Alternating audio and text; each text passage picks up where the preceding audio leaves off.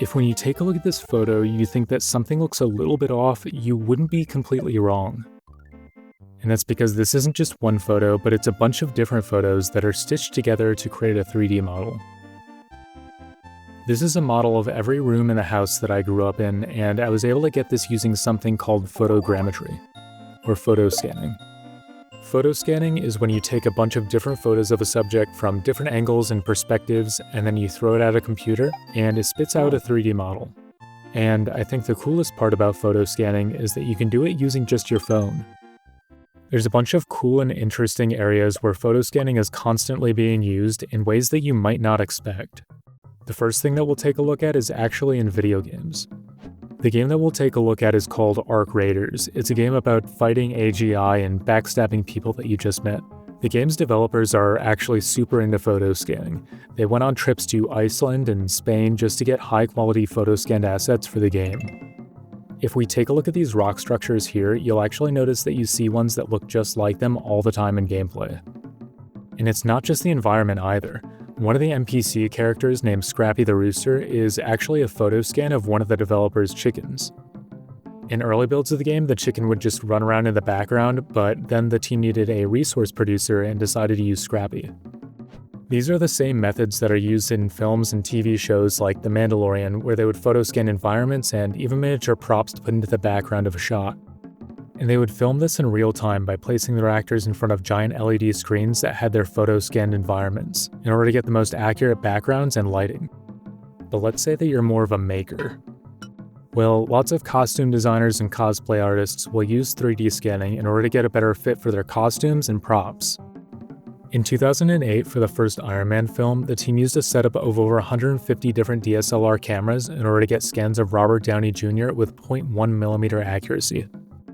Their design team was able to use these scans to iterate super quickly on costume designs before spending more time on a final. And one more cool way that photo scanning is being used is for environmental and historic preservation. Scientists and environmentalists are able to 3D scan environments to track the rate of erosion or even plant life density. Back in 2022, a group of researchers published a paper that compared two different methods for tracking plant life density. The old method was a bit more destructive, where they would have to go out and manually measure the plants and sometimes have to cut them to get their weight too. With this new method, they got consumer-level drones and flew them over the environment in order to get 3D scans of the plant life.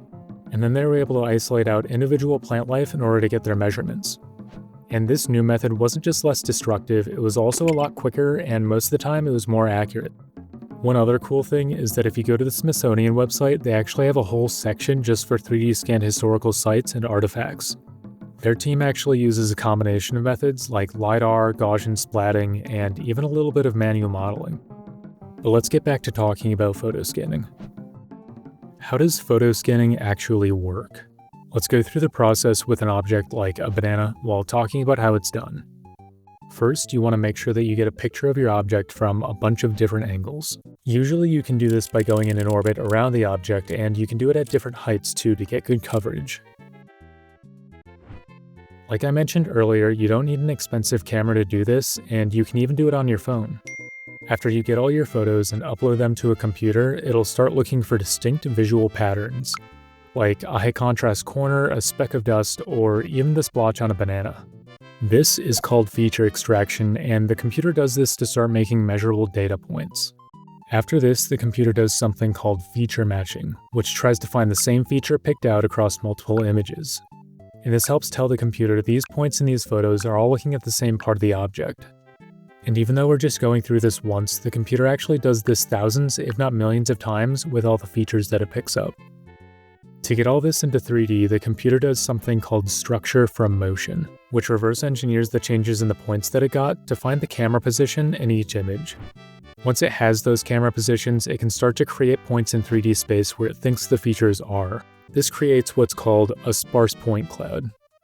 And now that the computer knows where the camera was positioned, it can begin to calculate the depth of almost every single pixel in each photo. Here you can see closer parts are lighter and further parts are darker. This is called a dense point cloud and is made of millions of tightly packed points.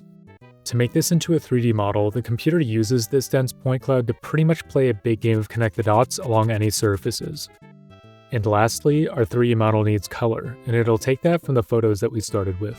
And to get the best quality, it'll use the camera positions that we found earlier to get the highest quality images for each part of the object, and then seamlessly blend them together by each part of the image.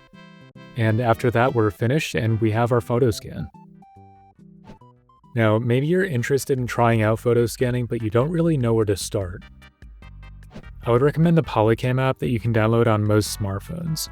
They actually walk you through the process of taking your first photo scan, and they even let you do it for free. Polycam was the app that I used to photo scan my old house, and I was able to take those scans and bring them into Unreal Engine to turn it into a VR game. I was originally going to use it for another Unreal Engine project, but that didn't really work out because I just don't know coding that well. But recently I've been getting a lot more into coding in Unreal Engine, and I have some projects that I might want to make some videos on. So if that sounds interesting to you, feel free to follow along. Until then, I'll see you.